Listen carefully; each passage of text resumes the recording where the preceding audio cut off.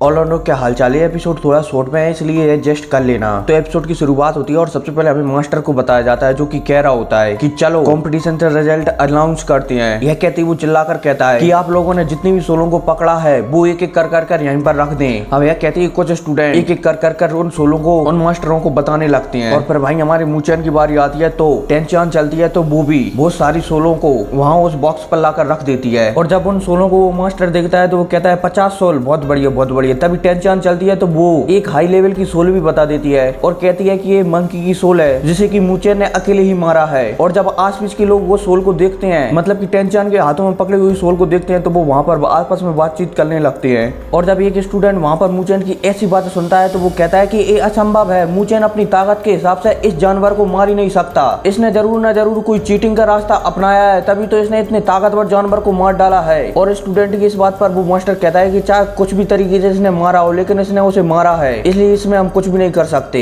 तभी वहाँ पर एक और लौंडा बोल पड़ता है कि मास्टर एकदम सही कह रहे हैं, सिर्फ परिणाम को देखा जाता है। और यह कहकर वो आगे आता है और आगे आकर अपना एक हाथ उठाता है जिसमें दो सोल प्रकट हो जाती हैं और ये दोनों सोल मध्य लेवल की होती हैं। तभी वो कहता है कि मुझे किस्मत से दूसरे दिन दो मध्य लेवल के जानवर लड़ते हुए दिखाई दे रहे थे जो कि आपस में लड़ रहे थे। तभी मैंने उनके मौके का फायदा उठाया और दोनों को मार डाला, जिससे कि मुझे किस्मत से ये दोनों सोल प्राप्त हो गए। और तभी टेंशन वहाँ पर कुछ बोलने वाली होती है, तभी उसे मूचैन रोक लेता है कि हमें इन छोटे मोटे मामलों पर ध्यान नहीं देना चाहिए, ये सिर्फ हमें बेइज्जत करना चाहता है, तो हमें इस पर बिल्कुल भी ध्यान नहीं देना चाहिए। अब यह कहती मूचैन पीछे जाने लगता है, लेकिन तभी उसे याद आता है कि उसने ब्लड मास्टरी के स्टोरेज ब्रासलेट को लिया था। तो तभी वो मुड़ता है और उस मास्टर के सामने दोबारा से आ जाता है और कहता है कि ये सोल मुझे गलती से मिल गए थे। वो क्या है ना, एक जगह बहुत सारे मैजिकल बीस्ट लड़ रहे थे और वे सभी घायल हो गए थे। तभी मैं वहां पर गलती से पहुंच गया, उन सबको मैंने मार डाला और उनसे मुझे ये सोल प्राप्त हुए थे। और जब मूचैन उन सभी सोलों को बताता है तो वहां पर स्टूडेंटों के बीच में बात होने लगती है कि ये तो बराबर के मैच रहे हैं, मुझे लगता है कि ये मैच शायद मूचैन जीतेगा, मतलब कि कंपटीशन शायद मूचैन जीतेगा। और वहीं उन स्टूडेंटों की आपस में बात करते हुए जब वो मास्टर देखता है तो वो कहता है कि खिलवाड़ करना बंद करो, तुम दोनों बराबर की टक्कर में आए हो, इसलिए मैं यहाँ पर फिलहाल के लिए इसे टाई करता हूँ, हम इसके बारे में बाद में बात करेंगे। और जब उस मास्टर की बात स्टूडेंट सुनते हैं तो वो वहाँ पर कहने लगते हैं कि इस कंपटीशन में फर्स्ट पोजीशन के लायक तो मूचैन ही है, इसलिए उसे इस कंपटीशन का विजेता बनाना चाहिए। और अब फिर ऐसी बातों के साथ सीन शिफ्ट हो जाता है और हमें मूचैन और टेंशन को बताया जाता है, जहाँ पर टेंशन कह रही होती है कि आखिर एक कंपटीशन खत्म हो ही गया और आखिरकार हम यहाँ पर जीत ही गए। और फिर इसके बाद टेंशन कहती है कि चलो अब घर चलते हैं, लेकिन मूचैन उससे मना कर देता है कि मुझे कुछ काम है, इसलिए मुझे यहाँ से जाना होगा। और अब फिर इसी के साथ सीन शिफ्ट होता है और हमें एक जगह का सीन बताया जाता है जहाँ पर एक सोल्जर एक आदमी से कह रहा होता है कि तीसरे भाई और मूवी भाई ने खबर भेजी है कि ब्लड मास्टरी मारा गया और उसके पास वो तांबे का टुकड़ा था ना, वो किसी ने चुरा लिया है। लेकिन तीसरे भाई का मानना है कि ब्लड मास्टरी के मरने से पहले फेन्यू का बेटा मूचैन वहाँ पर था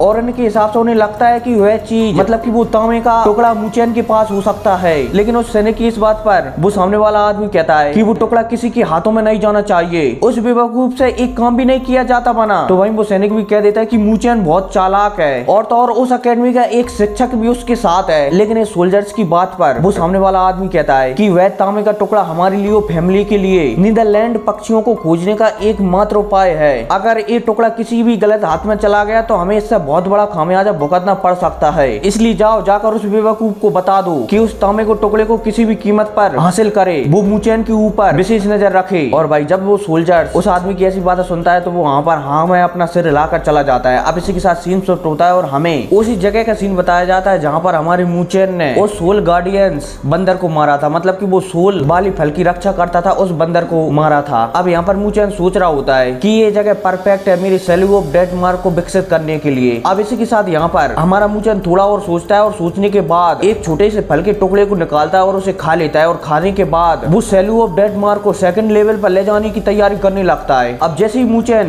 मूचैन अपनी सैल्यू ऑफ डेथ मार्क टेक्निक को आगे ले जाने लगता है, मतलब सेकंड लेवल पर ले जाने लगता है, तो उस गुफा में एनर्जी बढ़ने लगती है। और वहीं फिर हमारे मूचैन को बताया जाता है जो कि लाल कलर में चमकने लगा है। अब मूचैन यहाँ पर कोशिश करता है अपनी सैल्यू ऑफ डेथ मार्क टेक्निक को सेकंड लेवल पर ले जाने में, लेकिन जब सैल्यू ऑफ डेथ मार्क उसके कंट्रोल से बाहर जाने लगता है तो वो बुद्धा आर्ट्स टेक्निक को एलेवल कर देता है, जिससे कि सैल्यू ऑफ डेथ मार्क उसके कंट्रोल में आ जाती है। और फिर फाइनली सैल्यू ऑफ डेथ मार्क को भी वो सेकंड लेवल पर ले ही जाता है। अब जैसे ही हमारा मूचैन सेकंड लेवल पर सैल्यू ऑफ डेथ मार्क को ले जाता है तो उसे वहां पर महसूस होने लगता है कि उसकी शरीर की कुछ शक्तियां बढ़ चुकी हैं और तो और उसकी थोड़ी सी स्ट्रेंथ भी बढ़ चुकी है। अब इसी के साथ हमारा मूचैन यहाँ पर चिल्लाते हुए चला जाता है कि अब घर जाने का समय हो गया है और यह कहती है वो घर चला जाता है। अब सीन से शिफ्ट होता है और हमें एक जंगल का सीन बताया जाता है जहाँ पर मूचेन जा रहा होता है, लेकिन वहाँ पर उसे कुछ अभाव होता है कि मानो इस जंगल में उसके लिए किसी ने जाल बिछाया हो। तो तभी वहाँ पर हमारा मूचेन सोचता है कि मुझे जल्द से जल्द इस जंगल से बाहर निकलना होगा। अब यह कहती मूचेन वहाँ से तेजी से भागता है, टुकड़ू टुकड़ू टुकड़ू टुकड़ू टुकड़ू टुकड़ू, बहुत ही तेजी से भागता है, लेकिन वो भाग ही रहा होता है तभी वो एकदम रुकता है और उसे अभाव होता है कि बारिश होने लगी है। लेकिन तभी मूचेन को वहाँ पर शक होता है, इसलिए वो अपनी एंग्री बुद्धा आर्ट्स टेक्निक को तुरंत इनेबल कर देता है और जैसे ही वो इनेबल करता है तो वो बारिश की बूंदें तेज सुई जैसे क्रिस्टल में बदल जाती हैं और मूचेन उन बूंदों से अपनी एंग्री बुद्धा आर्ट्स टेक्निक से बच जाता है। अब इतने में हमें वहाँ पर एक आदमी को बताया जाता है जो कि कह रहा होता है कि मुझे उम्मीद नहीं थी कि तुम यहाँ पर मुझे अकेले मिल जाओगे। अब यह कहती वो अपने हाथ को ऊपर उठाता है और वहाँ पर एक चुटकी बजाता है। चुटकी बजाते ही जिस जगह से बारिश हो रही थी अभी तक, वहाँ पर बर्फ की तेज बड़ी बड़ी सिले आ जाती है और वो हमारे मूचेन के ऊपर गिरने लगती हैं। और वहीं फिर हमारे मूचेन को बताया जाता है जो कि कह रहा होता है कि मुझे यहाँ से जल्दी निकलना होगा या फिर इसका पता लगाना होगा कि ये बर्फ की सिले कहाँ से गिर रही हैं। अब यह मूचेन कह ही रहा होता है तभी उसकी एंग्री बुद्धा आर्ट्स टेक्निक का कवच चटकने लगता है। अब देखते ही देखते यह कवच चटक जाता है और वहाँ से मूचेन एकदम दूर हट जाता है जिससे कि वो उन बर्फ की सिलाओं से बच जाता है। अब इतने में वो बर्फ की सिला थी वो दोबारा से हमारी मूचेन की साइड आने लगती है, तो मूचेन भी चलता है तो उन बर्फ की सिलाओं से वहाँ से भागने लगता है। अब ऐसे ही मूचेन भाग रहा होता है तभी उसे अनुभव होता है कि इन बर्फ की सिलाओं की रफ्तार और भी ज्यादा बढ़ती जा रही है और उसे जल्दी से जल्दी इसका पता लगाना होगा कि ये कहाँ से गिर रही है। अब मूचेन ऐसे भाग ही रहा होता है तभी उसे दिख जाता है कि ये बर्फ की सिलाएं कहाँ से गिर रही हैं। अब इतने में मूचेन वहाँ पर रुकता है और तेज गति से वो बर्फ की सिलाएं कहाँ से गिर रही हैं उनकी ओर तेजी से बढ़ने लगता है। अब इतने में वो आदमी भी देख लेता है कि मूचेन ने उसे देख लिया है, इसलिए वो वहाँ पर कहता है कि मुझे उम्मीद नहीं थी कि तुम मुझे देख लोगे। अब यह कहती वो आदमी अपनी उंगलियों को हिलाता है और उस बर्फ की सिलाओं वाले बादल को और भी ज्यादा मजबूत कर देता है और उसमें एक तीर दिखने लगता है और तभी वो तीर चलता है तो हमारे मूचेन की ओर तेजी से आने लगता है। तो हमारा मूचेन भी चलता है तो उन कुछ तीरों से तो बच जाता है, लेकिन अब इतने में एक बहुत ही ज्यादा पावरफुल तीर हमारे मूचेन की साइड आने लगता है। तो मूचेन चलता है तो वो अपनी एंग्री बुद्धा आर्ट्स टेक्निक को इनेबल करके उस तीर को रोक लेता है। अब इतने में मूचेन चलता है तो वो उस तीर को तो रोक लेता है, इतने में वो अपनी सैल्यू ऑफ डेथ मार्क का भी उपयोग और कर देता है और वो तेजी से सैल्यू ऑफ डेथ मार्क से उस बादल पर हमला कर देता है। और जब वो सैल्यू ऑफ डेथ मार्क का हमला उस बादल से टकराता है तो वहाँ पर वो बादल भी नष्ट हो जाता है और फिर क्या इसी के साथ वहाँ पर उजाला हो जाता है। और फिर मूचेन वहाँ पर सोचने लगता है कि मुझे जल्दी से जल्दी सीमा पर पहुंचना होगा, मेरे लिए वही सुरक्षित होगा।